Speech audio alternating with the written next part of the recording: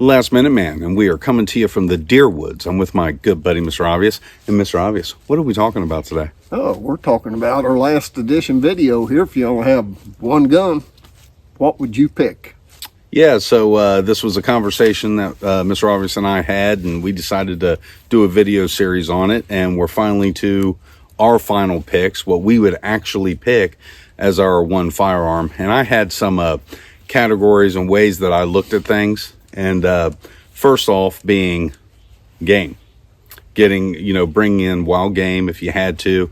We're talking without rule of law scenario where you may be prolonged without any grocery stores or anything like that. So I needed a weapon that could get me game, could put food on the table, and be used for defense if need be. And we'll go ahead and tell you what we picked. And, what Mr. Obvious picked first. What do you got there, Mr. Obvious? I picked my 1022 lightweight, small composite stock, stainless steel for all weather. Yeah. So I brought it and got my 10-round mags with it. Broad hit, so I can carry a lot of ammo. Yep. So I picked it. Then I got the 20-round mags also. If I need to go in some kind of defense situation, I need a few more rounds. I've got backup. So what was your mindset? You say the 22 was adequate for you in every respect. Why? I like the 22 because I grew up with them in my hands. I mean, I've shot thousands of rounds out of them, and they've always served well. I've took a lot of game with them. So. Yeah. I grew up rabbits and squirrel hunting with them. I've got no problem with them. So we ate for years and years on a cotton picking 22. My dad did, grandpa's did. Yeah. I mean, that's all they had back in that day. Get a box of 50 of the old Peters Remingtons. Yeah. 22s, and they got coon and possum and squirrel and rabbit. And you also have to consider back in their day, we're talking right at the Great Depression. Your dad actually fought in World War II. Yeah. So he grew up through the Great Depression. And actually, I think he was 17 when he joined the Army. Yeah. And went into World War II. So I think he might have been younger than that. But yeah, it was one of those things where people were starving, and he went off to war to basically provide for the family. Yeah. And but yeah, back in their day, there weren't any white-tailed deer in Kentucky. No, there was nothing like far that. Between. It was small game mostly, and people ate a lot of groundhog. And which is, from what I hear, I've never eaten one, but I hear they're not that bad. I've eaten many of a groundhog, and I've killed them with 22s. Now, so where I draw the line for myself personally would be a possum. They're pretty nasty critters. They're just a big rat. I'm just not going to eat that. Well, if I was starving, that's a different story. Yeah. Beggars can't be choosers. But I see why you would really consider that. It really is a general purpose firearm, dangerous game like a rabid coyote or a coy dog. I don't know if a 22 would be enough. You'd have to hit him right between the eyes, Yeah, that's what we do with old hogs years ago. We'd kill a hog to do us through the winter. We'd spat it between the eyes with one of these, and it'd drop like a sack of taters. Yeah. Well, interestingly enough, the one thing that always complimented a 22 and your farmers back in pre-World War II, they would have a shotgun to complement that. Usually a double barrel or a single barrel shotgun. But I've got right here my Remington 870. This was the first shotgun that I ever got. My father purchased this for me when I was like 13 years old. And it's got came with two barrels. So I've got the full choke, full length barrel. And what I have in it right now is a slug barrel and loaded up with some slugs just in case Bambi comes out and he's a big 15 pointer and I got to get him. But yeah, so a shotgun is what I would pick, and it is not. Now, none of these, I'm not telling you this is the right thing for you to carry. This is what Mr. Obvious and I consider for ourselves and where we live. And I don't live in a city. I live out. We've got a lot of land, and we've got acreage around us. The farm right behind me is a 400-acre farm, and I've got a fairly large farm here. So we don't have a lot of people around us. We're very rural. Mr. Obvious lives around, there's a few more people around you, but a few more, yeah. but he's still very rural himself. So, taking out marauders or like a gang trying to get us, we're not really concerned about that. So I don't need a lot of range if I only had one. And I would say if I could only have one, a shotgun's about the most versatile thing I could pick. If I'm defending my home, double aught buck is going to take out whatever's within 50 yards of you. It's going to regret being there. And, with slugs, I can reach out realistically 100 to 150. You'll hear tell of guys at 250, and they're better than I am because I could not accurately guarantee I'm going to hit anything at 250 yards with one of these. But within 150, and as far as versatility is concerned, I can download my rounds, and it's a good rabbit squirrel gun. And like I said, I could take out a polar bear with this if I wanted to. It's powerful enough and can get just about anything I want done. Yeah. Overkill for real small stuff, but it can do it. And like Mr. Obvious was stating, back in, we call it the old days, pre-World War II, everybody had a 22 and a shotgun. Yeah. So it's what they had. And they literally survived off that. Now, your dad, we can say this, he would actually get pelts and skins and trade it in for things like flowers. This is back in like 1930. Yeah. They were still trading skins for flour and sugar and Meal things like that. and stuff like that. Yeah. So, they kept hogs. That's like every family back in the day had, 2-3 hogs. And, when you needed meat, you slaughtered one of them. And they would grow corn. I know my grandfather always talked about, even out there where our family kind of hails from is Perry County, Kentucky. You're down there around Hazard, Breathitt, and all that. So there's a lot of coal mining history out in that area. But they were farming corn on mountainsides. Yeah. And they really were. It's what you had. And they made do. Hunger was a real thing back then. Famine was real. People starved to death in 1920 America. It did happen. Yeah. And, especially these poor farmers and stuff, you had a bad year, and that's why the hogs were so important. Yeah. Back then they had chestnut trees everywhere. And I've heard it told by a lot of people, they just let their hogs loose and they go out and forage in the forest for chestnuts for about a month. And then they bring them in and slaughter them because they get so loaded up with fat, they were good to go. Yeah, you got to have meat, man. You got to have meat in your diet. Yeah, that's where your calories are coming from. I would challenge anybody, if you had to raise your own garden and really had to live off what you had, you're not going to get enough calories out of what you grow. You're just not. I mean, your most hearty meals are going to come from things like, or the most calories, potatoes, turnips, things like that, are going to carry a lot of calories, but not a lot of nutrition. The grains and stuff help you stretch your meats. So like you can make stews and things like that, or make cornbread and fry it and pork fat, and you kind of got a meal there. So those are things you got to consider. When you're talking really living off of what you produce, which our families did, it wasn't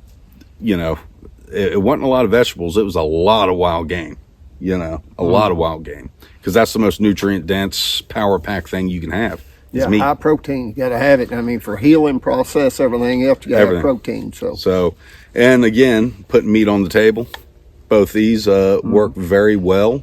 You're probably more sustainable with the small game because there's so much of an abundance of it.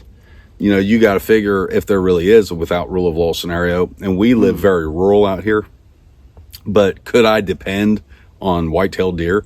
Probably not, because even people that don't live around here would come here to get game. Yeah. And they would. And, I'd say your deer population would dwindle rapidly, because when people are starving, they'll do what they got to do. Yeah. And same with fish. These we're close to some major rivers here and stuff. I'm within walking distance of a big river here in Kentucky, and if I got a fishing pole and reel, I'm not the only one. Yeah. There's a lot of people are going to be down there fishing. Yeah. So, you got to consider all that stuff. And when people begin to starve, I can tell you, the first thing people notice that are starving is somebody that's not starving. So they'll figure that out real quick. So you might have to defend yourself, and you may be called upon to do so. And that's why I like the shotgun over the 22. The 22 is an excellent pick. I wouldn't want to be hit with a 22. No. Let me tell you, you'll kill somebody with it. I'd say definitely. However, 22 doesn't really have man-stopping power. No, but you can pump a lot of rounds Yes, into you can. somebody quick. It's got no recoil. You can pop, pop, pop, pop, pop, pop, put 5 rounds into something before it moves. And for most people, just the sound of gunfire is probably going to stop them, but not someone who's starving. Yeah. If someone's starving and their children are starving, people will do crazy things. You look at back in Russia before the Bolshevik Revolution, people were starving to death. And, people were eating their pets and everything. Yeah. They were eating their neighbors' pets, and, because when you're starving, you do extreme things. Yep. Well. So it starts to become like the Walking Dead. It's people become zombies real quick. Mm-hmm. So that's something to consider. Without rule of law, and if everybody's scared and you're got to prolong, what we always said in the military was 3 missed meals is all it would take for society to eat itself. People will go nuts. If you want a case in point, look at Katrina and what happened there. I remember I was in college at that time, and when Katrina hit, people went nuts. The police were looting. The police were kicking people out of apartment complexes and taking over the building. And these were law enforcement went just as bonkers as everyone else. And this was just a hurricane.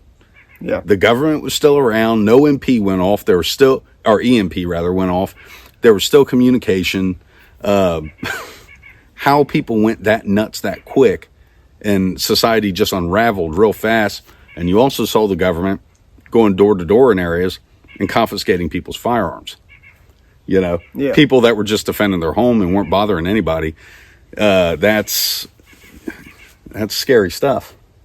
Yeah, that's why your governor's important. The gubernatorial elections are very important. You got to have the right governor, and unfortunately, Kentucky didn't get the right guy. No, but nobody turned out and voted. Well, a lot of people voted. I just think the Republicans ran a weak candidate. You got over 4 million people here, and just shade over 1 million voted. That's a good point too. 3 million set their hind end at home and didn't vote. So, people, you got what you deserve. Yeah. So, not to say I think the guy's a evil man or anything. I don't believe that, but I just don't agree with his politics. Well, no, when COVID hit, he tried to lock everything down. It was the Yep. Kentucky Supreme Court that said you can't do that. I was working at a place part-time around Christmas time, and they handed us passes to get through police checkpoints. Okay? And I said, what? They said, oh, yeah, they're going to set up roadblocks. And I said, no, they won't. Not here, not in Kentucky. And I told the manager of this place, I said, I won't even carry this. Because they don't have a legal right to stop me. I've got, my freedom of movement. They can't do that. This is absolutely erroneous. And I said, shame on any of you that would comply with this. Mm-hmm. Well, he tried that, Bashir did. And the state Supreme Court shut it down. They said, you can't do that. So, you got to be careful. Your government can turn corrupt and crooked very, very rapidly. It can happen. What do you say? Get out and vote, man. That's what I say. You got to do that. Pick a good firearm and train with it, know how to use it. I will say honorable mention to the SKS. We really did talk about that because you could get them so economically at one time, and they are a good rifle. I mean, they're fairly accurate out to 150 yards, and if you could get one back when he bought one, you're paying $75 for one, you'd be crazy not to have one. Yeah. Now the prices that they're asking for them, $1,200, $1,500.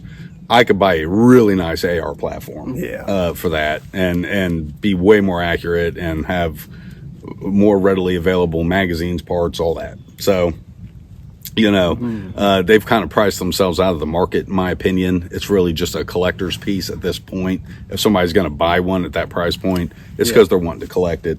It's not because they're wanting to use it.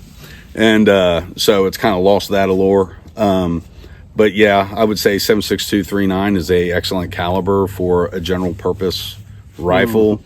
I really like the LR308. I struggled. I went back and forth with, am I going to carry a 308 or even a bolt action? I've got bolt action rifles that I really trust. So thank God we live in a state and in a country that allows us to have whatever we want. And I don't have to have just one. But if I did have to have just one, a shotgun or a 22, I see reasons for them both. A shotgun, I believe, is the most versatile weapon you can have. If the Red Army's falling out of the sky and it's Red Dawn, I'm sorry, buddy, I wouldn't want to be stuck with the 22. I don't mind the 22. But that's nor would I just want a shotgun. If that's happening, now the scenario changes. I want a battle rifle, because I need to be able to put some rounds down range. I'm more concerned about surviving at that point than I am getting game. But you're going to have to do that even in combat and war. Yeah, this is just what I'd use to eat, feed the family on, stuff like that. Yeah. I mean, yeah. Everybody needs at least 2 guns. It's a 22 and a shotgun. And let's talk about the ammunition capacity is another thing. What can you carry on your person? How many of those 10 rounders could you carry in your cargo pockets and whatnot? I mean, you can have a lot of ammo with you. You can have a lot of ammo, carry a lot of, you can carry a couple thousand rounds. Probably. Easy with a 22. Yeah, you're not carrying 1,000 rounds of a shotgun. No. You're 40 rounds would be a lot of weight. So there is that to consider. Same with a 308. If you're wearing a good vest or something, you could probably carry couple hundred rounds on you, but that's a lot of weight. That is a lot of weight, and ounces equal pounds, as I always say. And what kind of condition and shape are you in?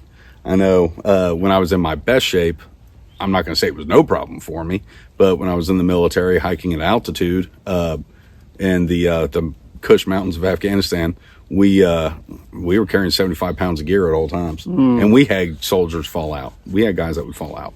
And they'd have to be air carried out. It's just fatigue sets in, and fatigue will make cowards of us all. It will. So your physical endurance has to be top notch if you're going to carry a lot of ammunition with, it's just, that's the way it goes. If you want a fully powered cartridge, weight comes with that. Mm-hmm. Yep. You can't beat physics, more power equals more weight, so, anything to add, Mr. Robbins? Anything we want to talk about that we missed? No, not really. I think we covered it, most of it. We weren't firing any shots today because we are out in the woods hunting. And so we just wanted to bring you this, just a quick video and kind of put our thoughts out there. But if we got nothing else to add, remember, everybody, keep your knives sharp, keep your powder dry. Subscribe to Last Minute Man and watch us on Rumble.